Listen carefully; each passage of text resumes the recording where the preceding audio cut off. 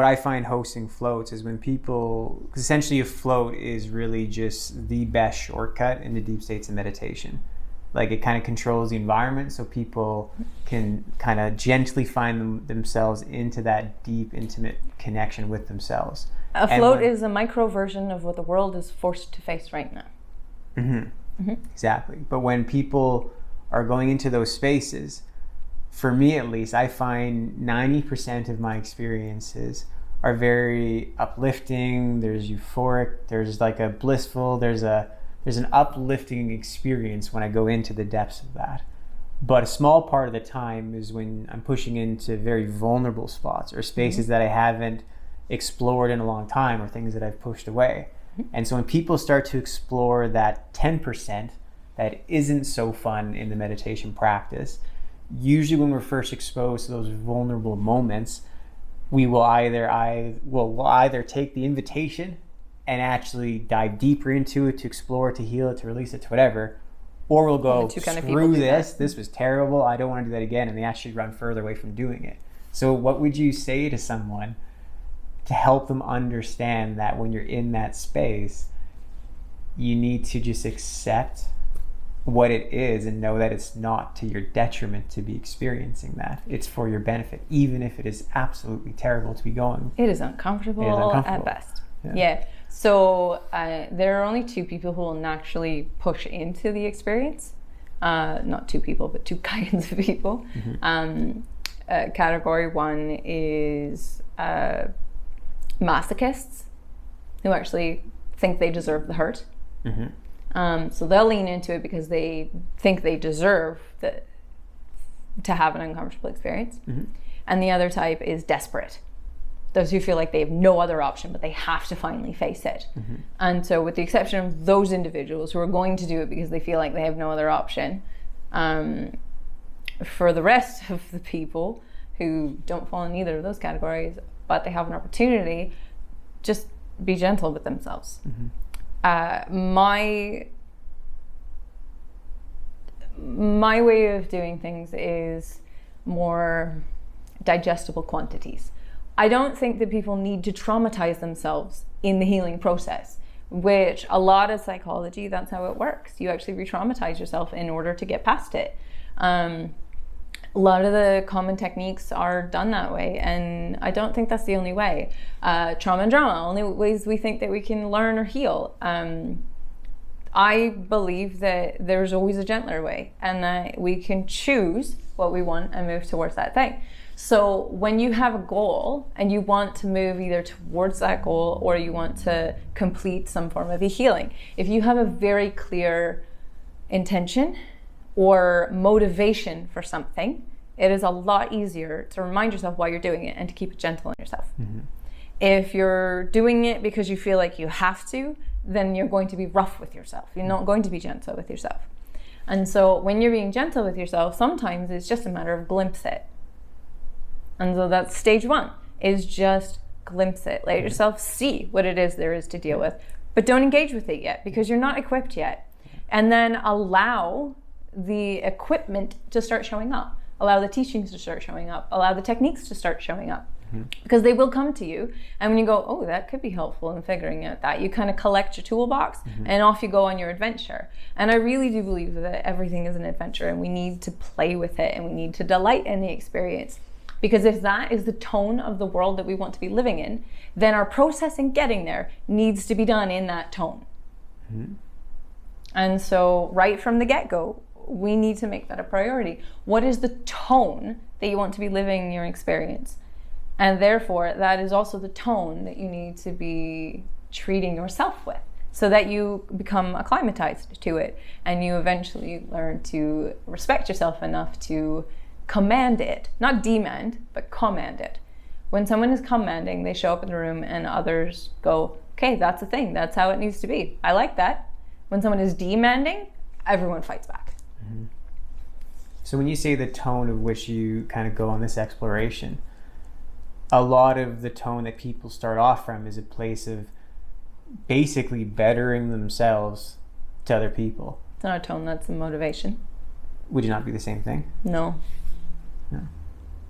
The motivation is your why. The tone is your how. So your motivation may be, I'm about to have a child and I want to be a better living example of what a human should be for that child. That could be your motivation. And you can torture yourself through that process, which is not what you want the child to be living. So not the same thing. So what have you seen are successful tones on that path then? Like you mentioned play, are there other ones? Whatever you want your reality to look like is successful for you. Every individual, it's different. For myself, I delight in everything. Everything is a game, so that's just how I work. For other people, they genuinely don't resonate with play. It doesn't make sense to them. It's not going to work for them. So whatever you think you want the tone of your life to be should be the tone that you are working through. Whatever that is. There are as many people as there are vibrations, and there are many emotions as there are vibrations. So for everyone, it's a little bit different. Find the thing that works for you. If you genuinely don't think anything's happening, if you aren't serious face, then your method's gonna involve a serious face. And for someone who is more playful, they're gonna be like, oh, don't take yourself so seriously. But if they don't stay on track. So that relates back to the know your language. Everyone learns in a particular language. Know what works for you. And there's different sides of it too, because there's the exploration, which is the part where you're challenging and pushing and doing the work. And then there's the integration, which can't be done in the same tone.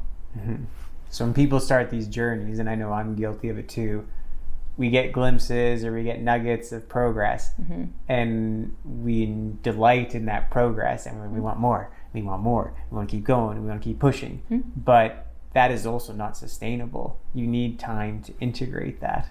Yes and no. As a complete story, no, it's not sustainable. But generally speaking, people don't do things all at once. They do them in digestible pieces. So it's kind of like, you don't need to stop and digest your sandwich until you've finished eating your sandwich. You don't need to stop and rest in between every bite. So if what you're talking about is every bite of the piece of the sandwich, then you can go quite some time before you have to integrate it all. But it's really just knowing when you've completed a stage, and then stop at the end of that stage, honor that stage, allow it to become solid so that you have something to build on, or else welcome back to the conversation at the beginning. You're saying don't immediately get your badge of accomplishment and go, let's take it for a test drive the next minute. Like, give it some time, like, so you can take have it for a test reliance drive, but you're on going to it. have to take it for a test drive 18 times before it's true. Yeah. So don't expect it to be a complete process the first time you test drive it. And that's one of the things from psychology. I don't remember the source of the information, but it takes 18 times to create a habit neurologically.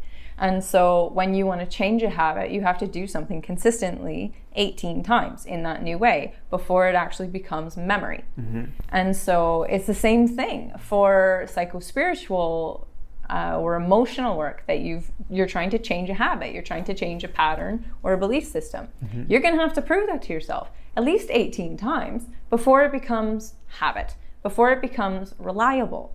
And then once it becomes reliable, then you can build on it. But if you don't, you push through, you're going to keep getting challenged in that same thing. And then what ends up happening is we undermine all of our progress because we faltered on that one thing. So go back to that one thing. But also don't torture yourself. Oh, there are people who work on that one thing for 40 years and they were done at 10 years in. Like, that's not a thing either. Know when you're finished with something. Because what ends up happening is when someone believes that they are an angry person and they need to heal up their anger, when they get challenged, which is an opportunity to reinforce the new pattern, every time they find that challenge, they call it a trigger. They go, oh, I guess I wasn't done with that. And they go into the whole process from the beginning again.